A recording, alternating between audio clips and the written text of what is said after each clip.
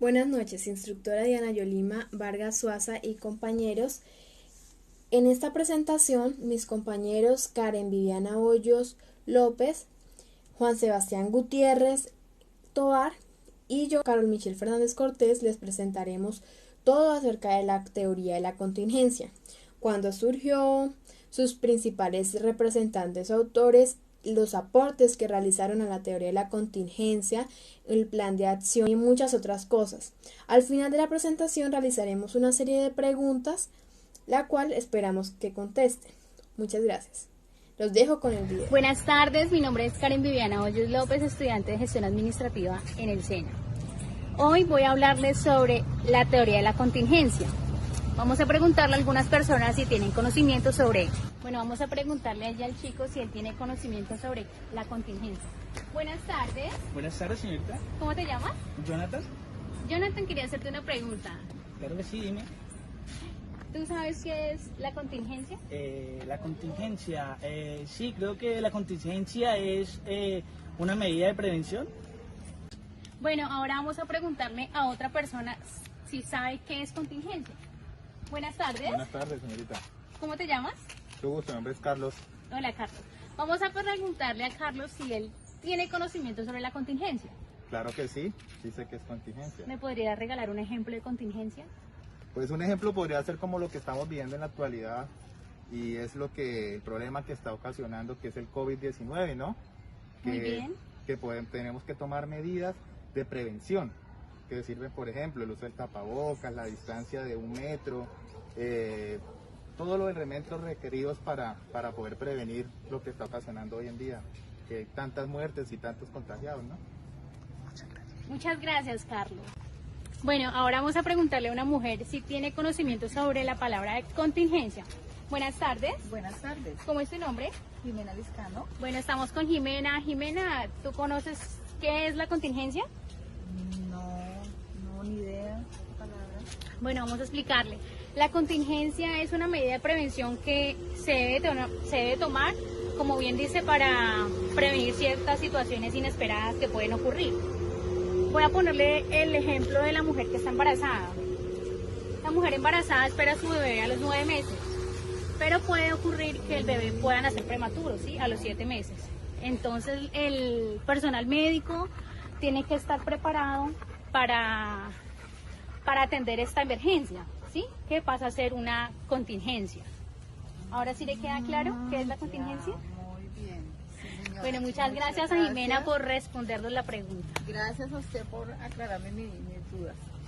Con esto podemos llegar a concluir de que la contingencia es muy necesaria para prevenir diferentes situaciones que se nos van presentando en la vida cotidiana y la vida laboral. Recordemos que la teoría de la contingencia surgió a principios de los años 60, para ser más exactos en 1958, luego de que se realizaron unas investigaciones para saber cuál era el plan adecuado que se debería realizar en cada empresa. Como resultado de la investigación se llegó a la conclusión de que no hay un plan universal de contingencia para todas las empresas, sino que dependerá de los factores internos y externos de donde se desarrolla. Los factores externos dependen de la naturaleza y no logran ser controlados por el hombre. Por ejemplo, no es el mismo plan de contingencia de una empresa que está ubicada a orillas del río Magdalena de la ciudad de Neiva al mismo plan de contingencia que hay en una empresa ubicada en la parte alta de la ciudad. Un claro ejemplo, el plan de contingencia que maneja una empresa que maneja 200 empleados va a ser muy distinto al de la empresa que solamente maneja 20, ya que cada uno requiere un plan de contingencia completamente distinto. Se tiene dicho que a mayor cantidad de personas, menor coordinación van a tener para asumir este plan. Los principios y factores de la teoría de la contingencia. Los principios y factores más sobresalientes son que la naturaleza y los factores externos importan y afectan las decisiones de la empresa. Por lo tanto, el tipo de administración depende de la complejidad de la situación, es decir, que las empresas tienen que basarse en el entorno donde se encuentran ubicadas, para que así puedan en un futuro poder realizar todos sus objetivos que tienen planeados y poder tener éxito en lo que se ha desarrollado. También otro principio es el enfoque sí, entonces, donde el sí hace referencia a aquella problemática que se ve en la empresa. Y el entonces es la solución a esa problemática. Por ejemplo, hay un grupo de trabajadores que tienen unas necesidades fisiológicas grandes. A eso se refiere al sí. Y el entonces es aquello que adopta la empresa como aquellas motivaciones financieras para poder dar solución a ese problema que tienen.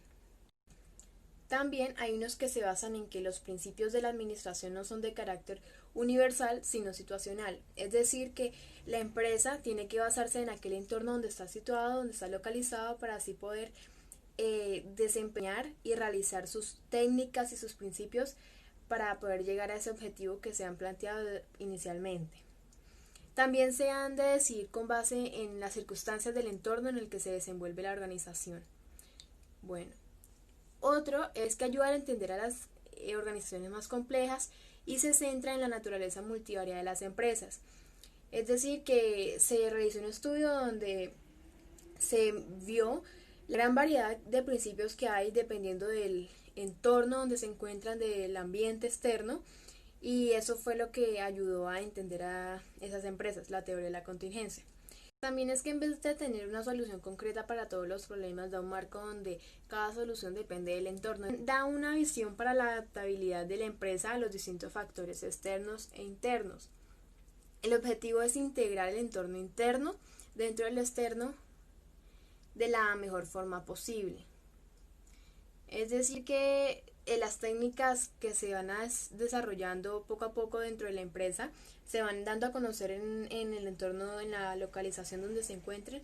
Bueno, esta teoría tuvo su máxima aceptación a finales de los años 60 y principios de los años 80, teniendo como postulados principales a que un diseño efectivo dependerá de la contingencia operacional de la organización, y también que las organizaciones más eficaces serán aquellas cuyo diseño estructural encaje mejor con las exigencias de su entorno.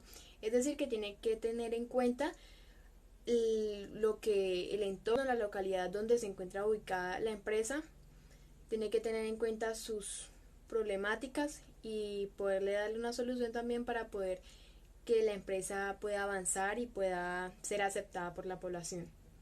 Investigaciones posteriores llevaron a concluir que la mejor estructura para una empresa depende de los factores contingentes, siendo los principales la tecnología, el tamaño de la empresa, el ambiente donde se encuentra, la localidad y las estrategias o técnicas que se lleven a cabo dentro de la empresa, dependiendo de los factores externos e internos que sean necesarios, y también la diferencia entre recursos y actividades operativas. Bueno, ¿quiénes son los principales representantes de esta teoría? El representante o autor más importante de esta teoría es el austriaco Frank Fiedler, quien creó la teoría de contingencia más común. Además de Fiedler, hubo otros autores que desarrollaron otras teorías a partir de esta, como Hersey y Bachar, Brown y Eaton, entre otros. Pero nos centraremos en los dos representantes más reconocidos, como lo son el Fred Fiedler, creador de la teoría de contingencia de Fiedler, y Hersey y Bachar, creadores de la teoría situacional. Bueno, los diferentes aportes que realizaron estos representantes, entre ellos está Fritz Fiedler, que nació en 1922 y murió en el 2017. Fritz Edward Fiedler fue un psicólogo austriaco que se centró en mejorar la psicología de las organizaciones. En 1964 desarrolló la que se conoce como la teoría de contingencia de Fiedler. En esta afirmaba que las condiciones de un líder venían dadas por las experiencias que había tenido a lo largo de su vida, por lo que eran difíciles de cambiar. Por lo tanto, propuso que mejor que tratar de enseñar un tipo particular de liderazgo a las personas, era mejor hacer entender a la gente su tipo de liderazgo y tratar de aplicarlo a distintas situaciones, y dado con eso aportó lo siguiente. Aportó el test CMP, colega menos preferido. Esto se basa en averiguar el tipo de líder que es cada empleado. Fiedler desarrolló el test de colega menos preferido. En este test se les da a los trabajadores unas pautas para puntuar a las que para ellos era la peor persona que habían trabajado, con una serie de adjetivos a puntuar del 1 al 8, como por ejemplo si era no amigable, amigable, cooperativo o no cooperativo, etc. De este modo, y según como las personas describían sus colegas menos preferidos, era posible determinar si un líder era más orientado a las personas o a las tareas. Según Friedler, las personas más enfocadas a las relaciones puntuaban de forma más positiva a sus peores compañeros que los más enfocados a las tareas. Cuanto más alto era el CMP, sus esfuerzos estaban orientados a mejorar las relaciones con las personas del equipo. Si tenían un puntaje menor en CM, estaban más enfocados hacia cumplir con sus tareas dentro de las organizaciones. O sea que aquellas personas que tenían un CMP bajo eran las que estaban más enfocadas en las tareas que tenían que realizar en el laboral. Otro de los aportes que realizó Friedler es el control situacional. Es un segundo concepto de la teoría de Friedler. Es la habilidad del líder de controlar la situación del grupo. Solo los líderes con un buen control podrán dar órdenes y saber que el grupo subordinado las cumplirá claramente y correctamente. Para determinar esta habilidad, Friedler se centra en 3 puntos. El primero es la calidad de las relaciones miembro-líder. Se refiere al grado de confianza mutua, lealtad, respeto entre el líder y sus subordinados. La segunda es la estructura de las tareas. Se refiere a qué tan claras, estructuradas están las tareas de un grupo. Cuando están poco estructuradas y claras, las tareas son ambiguas, sin una solución concreta o un enfoque adecuado. Para cumplir el objetivo, en cambio, si están bien estructuradas, el objetivo está claro y los miembros saben qué hacer para poder lograr esta meta. O sea, todo está planificado, logrado para así poder llegar a ese objetivo. Ya ellos saben qué es lo que tienen que realizar, qué tienen que hacer, están en un ambiente muy agradable con el que puedan realizar sus tareas. Y el tercero es que el poder de la posición del líder se refiere al poder del líder con base en su posición de la jerarquía. Entonces, si la calidad de las relaciones entre los miembros y el líder son buenas, las tareas están claras y estructuradas y el poder de la posición del líder es alta. Estamos ante una situación favorable. Es muy agradable trabajar en un puesto de trabajo donde uno se sienta a gusto y así uno puede realizar sus tareas, sus trabajos muy bien. Friedler comprobó que los líderes con bajo CMP son más efectivos en situaciones favorables o desfavorables extremas. En cambio, los de alto CMP, los orientados a las relaciones, se comportan de una forma más eficaz en situaciones intermedias. Bueno, y otro de los representantes de la teoría de la contingencia es Paul Hersey y Ken Blanchard. Ellos desarrollan la llamada teoría situacional, uno de los enfoques básicos de la teoría de contingencia. Esta se centra en las particularidades de los subordinados, que son las personas que luego determinan cómo se comporta el líder. Es decir, las personas necesitan distintos tipos de liderazgo según las características que posean. Por ello, existen distintos tipos de liderazgo, que son: el primero es el directivo, que es una alta disposición para las tareas, pero poca para las relaciones de personas. Bueno, el segundo es el persuasivo, que se refleja tanto en una alta disposición para las personas como para las tareas. O sea, es efectivo en esas dos partes. El tercero es el participativo, es cuando hay alto interés en las personas combinado con un bajo interés en las tareas. Y el cuarto es el delegador, que posee un bajo interés tanto en las personas como en las tareas. No es tan efectivo en esas dos Planificación partes. de la contingencia. Es aquella que se refiere a que es mejor planificar cuando todavía no es necesario, es decir, estar 1 o 2 pasos adelante de cualquier situación. Los responsables de la planificación deben evaluar constantemente los planes creados y deberán pensar en otras situaciones que se pudieran producir. Un plan de contingencias no debe quedar estático, de lo contrario sería obsoleto. Debe ser un documento vivo, vivir actualizándose, corrigiéndose y mejorándose constantemente. La planificación y la contingencia implica trabajar con hipótesis y desarrollar en lo que se va a basar. Contingencia como control. Cuando una empresa escoge su producto o servicio y escoge también su mercado para colocarlos, está definiendo su ambiente de tarea, donde una organización establece su dominio o por lo menos busca establecerlo. El dominio depende de las relaciones de poder o dependencia de una organización, en cuanto a sus entradas o salidas. Una empresa se dice que tiene poder cuando sus decisiones afectan las decisiones de los proveedores de entrada o consumidores de salida. Todo lo que ocurre en este ambiente general afecta directa o indirectamente a todas las organizaciones.